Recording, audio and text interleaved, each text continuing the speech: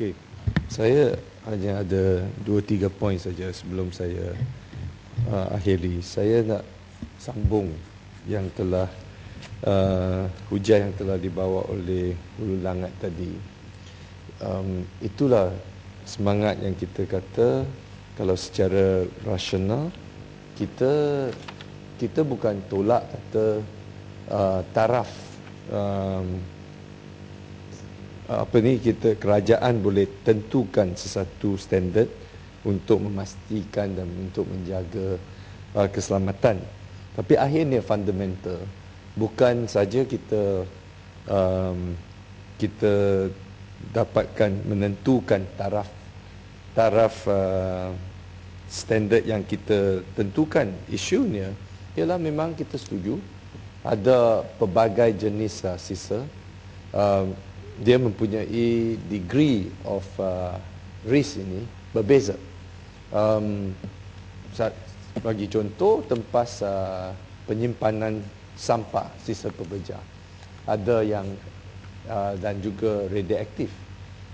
Sungguh pun kita kata dia sisa pekerja yang biasa, sampah biasa, dia membawa setengah-setengah risiko kepada mengancam kepada keselamatan atau kesihatan, dan kita kena tahu untuk mengenal pastikan ancaman itu.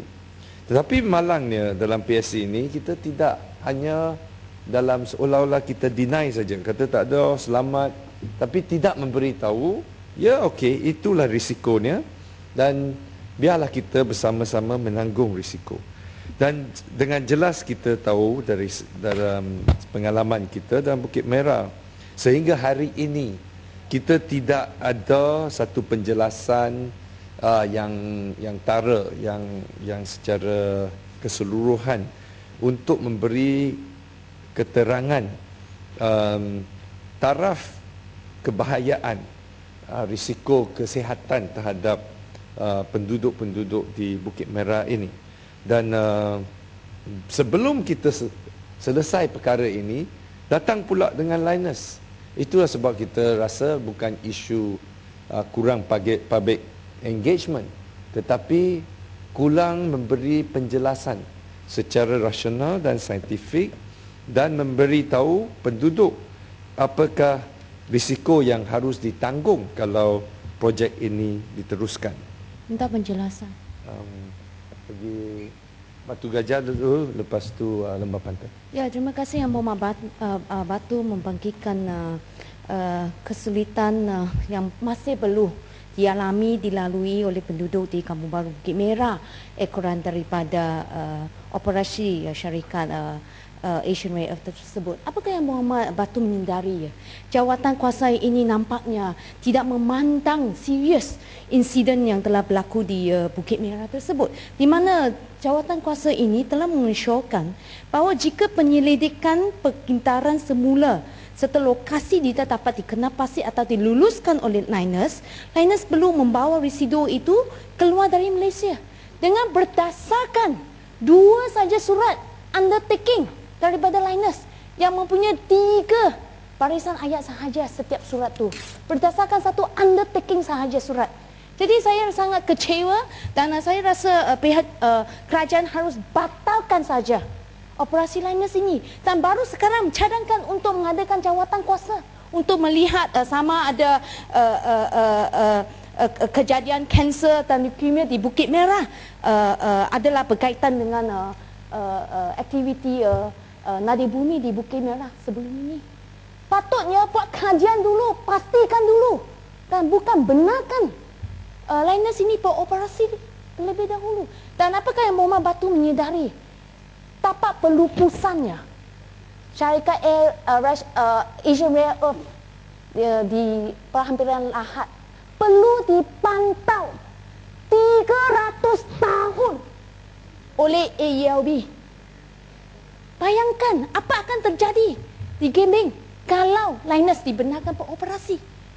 Saya mohon penjelasan Yang Berhormat Batu. Kalau boleh Yang Berhormat Batu, Datuk Speaker, saya menyambut baik apa yang disebut oleh Batu Gajah tadi, kerana dalam jawapan atau penjelasan pengurusi jawatan kuasa Linus ini dikatakan dalam penjelasan atau dalam maklum balas diberikan dalam kes Asian Rare Earth Plant di Bukit Merah, tidak ada fakta yang mendukung dakwaan bahawa banyak sisa-sisa tidak diselenggarakan, disimpan dengan baik.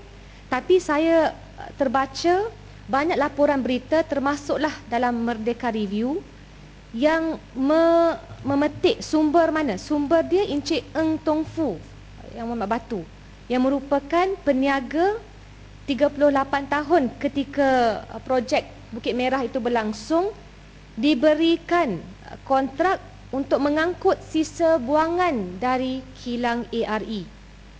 Dalam kes mahkamah, saya sebut dalam kes mahkamah, penduduk Bukit Merah memohon untuk menutup kilang tersebut, dan Encik Eng Tong Fu ini yang sepatutnya membuang sisa-sisa tampil beri keterangan menyatakan bahawa memang sisa-sisanya bertaburan di sekitar kawasan berdekatan dengan Bukit Merah. Mereka juga ada seorang pakar radioaktif dari Jepun, Sadao Ichikawa, yang mengesahkan bahawa paras radioaktif di lokasi ada 5 kali ganda daripada paras selamat. Saya nak tanya kepada Yang Muhammad Batu, bagaimana pertamanya Yang Muhammad Batu sebut tentang jawatan kuasa yang timpang. Pengerusi sudah mempamerkan sikap pro-Linus. Kemudian menyatakan juga dakwaan yang apa yang berlaku di Bukit Merah itu adalah dakwaan yang tidak berasas. Tapi kita ada sampai ke kes mahkamah, sampaikan bukti-bukti, individu yang bertanggungjawab membuang sisa pun mengakui kesalahannya. Jadi pada saya, kalaulah track record ini tidak dibersihkan, kalaulah tidak ada keterbukaan, bukan kita menolak pembangunan dan projek bernilai 2.5 bilion, tapi there is so much unresolved problems dengan izin Datuk Yang di-Pertua. Saya mohon penjelasan daripada Batu dalam hal ini. Terima kasih Batu Gajah dengan Lembah Pantai. Sebenarnya apa yang mereka bawa ini adalah dua poin yang terakhir yang saya juga ingin ingin menyampaikan. Isu Bukit Merah, dan bukan saja Bukit Merah tetapi banyak lagi isu. Baru-baru saja kita menghadapi isu Jerebu. Kalau kita masih ingat, Jerebu ini mula melanda Malaysia ini sejak tahun 97-98. Pada awalnya inilah sikap kerajaan yang sentiasa menafikan masalahnya sampai ugut nak gunakan ISA untuk hentikan sesiapa yang membincangkan perkara ini. Dan akhir sekali kita masalah berterusan tetapi tidak nampak kita menjelaskan apa isunya. Isu yang seperti ini, seperti Bukit Merah, saya ingin mengambil satu sikap yang sangat terbuka dari segi saintifik yang boleh kita juga pertikaikan adakah sama ada kes-kes ini yang berlaku di Bukit Merah ini ada berkaitan dengan rare earth. Okey, kita boleh terbuka. Tetapi tanggungjawab untuk pihak yang berkuasa untuk menyiasat secara teliti sama ada kasus-kasus kanser ini, bara ini ada kaitan dengan radioaktif atau tidak. Tapi sehingga ini kita tidak dimaklum. Seterusnya juga isu yang telah dibawa oleh Batu Gajah, kita terpaksa simpan bahan ini selama-lamanya. Linus adalah satu syarikat swasta. Kita sedia maklum syarikat swasta ini dia akan bankrupt atau tutup kedai mengikut pasaran. Kalau satu hari nanti Linus tidak lagi beroperasi, Linus tidak kerana keuntungan tidak ada, tutup kedai, adakah di mana contingency plan dia?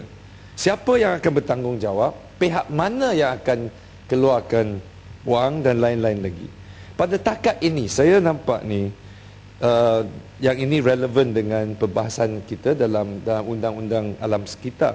Di negara kita, kita tidak ada transborder legal framework untuk memastikan syarikat multinasional ini bertanggungjawab atas pencemaran yang berlaku. Kalau betul satu hari nanti Linus tidak lagi beroperasi, apakah saya ingin tahu apakah kerajaan akan mengambil alih simpanan bahan-bahan ini supaya dia selama-selama ini selamat. Padahal kalau keluaran dari bumi ini dihentikan, tidak ada lagi profit, tetapi yang ada di sisa masih tertinggal di gebeng. Dan juga tidak ada dalam sungguh pun ada undertaking, mereka akan ambil keluar sisa-sisa ini, tetapi tidak ada undertaking dan tidak specified pada saat apa, dalam kondisi apa bahan-bahan ini harus dikeluarkan. So isulah sebab ini yang mengwujudkan kekhawatiran. Dan sebenarnya akhir sekali penjelasan boleh? Okey, sikit saja. Terima kasih Muhammad Batu. Nampak hujah-hujah yang Muhammad Batu lebih menjurus kepada kekhawatiran satu penyakit yang berbahaya, iaitu kanser. Jadi begini ya Muhammad Batu, semua orang boleh mendakwa bahawa apa-apa yang berlaku ataupun apa-apa kegiatan dalam dunia ni boleh menyebabkan kanser. Tapi pertama, kita merujuk kepada standard atau piawai antarabangsa. Sebab kalau kita tidak merujuk kepada piawai antarabangsa, semua pihak akan mendakwa bahawa sesuatu aktiviti itu boleh menyebabkan kanser. Terbaru yang Muhammad Batu, dry cleaning ni, bahan kimia yang kita gunakan untuk dry cleaning pun boleh menyebabkan kanser. Orang mendakwa. Justru adakah Batu boleh merujuk kepada satu standard itu? Kita hanya merujuk kepada standard antarabangsa.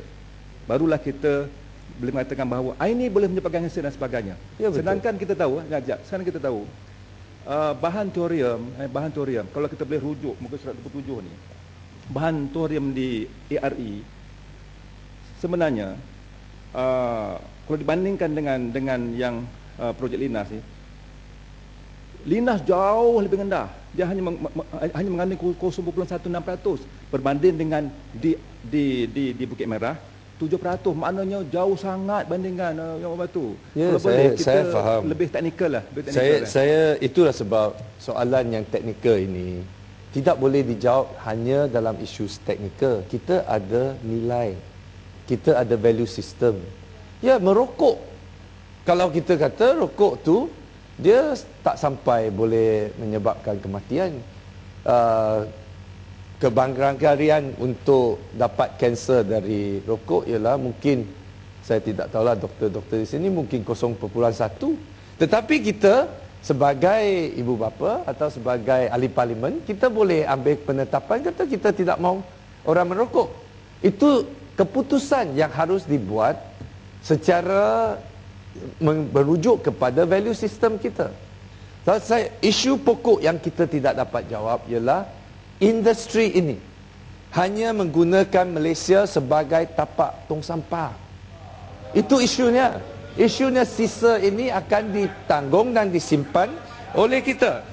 Dan boleh, kalau kita dah jadi, kita boleh, ada negara di pulau-pulau Pasifik yang kerana tidak ada potensi ekspor, tidak ada potensi ekonomi, mereka offer menjadi tapak simpanan nuklear untuk negara-negara kuasa-kuasa besar. Itu keputusan negara. Saya tidak mau mempertikaikan. Tapi kalau saya citizen, saya adalah rakyat kepada Pulau Pasifik ini, mungkin saya kata no, saya tidak setuju. Tetapi ada negara yang telah mengambil penetapan ini kerana mereka tidak ada pilihan lain. Itulah sebab saya rasa kecewa sebab PSC tidak menyentuh perkara ini. Kita hanya mengatakan apa akhirnya. Hujungnya ialah inilah muka surat 69. Itu saja yang menjadi rumusan. Kita anggap 6 poin ini mengesyorkan semua ini selamat dan okey. Yang lain ini semua hiasan saja yang untuk menjustifikasikan kenapa kita harus meneruskan satu projek yang telah diluluskan jauh sebelum kita buat PSC ini. Itulah sebab saya anggap kita kena fikir semula, kalau kita betul-betul ikhlas dalam untuk memastikan rakyat kita sihat dan selamat, dan kita ada pilihan untuk mendapatkan pelaburan yang lain yang juga boleh memajukan ekonomi.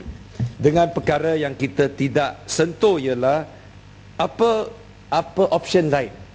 Dikatakan akan menambahkan peluang pekerjaan. Berapa peluang pekerjaan yang kita akan dapat? Yang kita katakan dia akan menumpu untuk R&D.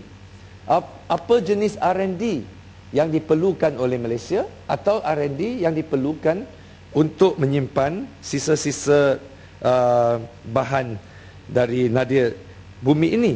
Semua ini kita tidak merujuk, tapi hanya sebenarnya kembali kepada satu titik permulaan, iaitu PSC ini hanya untuk meluluskan sesuatu yang telah diputuskan jauh lebih awal. Dengan itu saya juga ingin ucapkan tahniah kepada PSC oleh kerana keputusan ini dan cara kaedah untuk menangani satu isu yang sangat concern oleh rakyat dengan cara yang bias dan tidak profesional, dan hanya untuk menambah undi dan membantu memenangkan Pakatan Rakyat dalam pilihan raya yang akan datang. Sekian, terima kasih.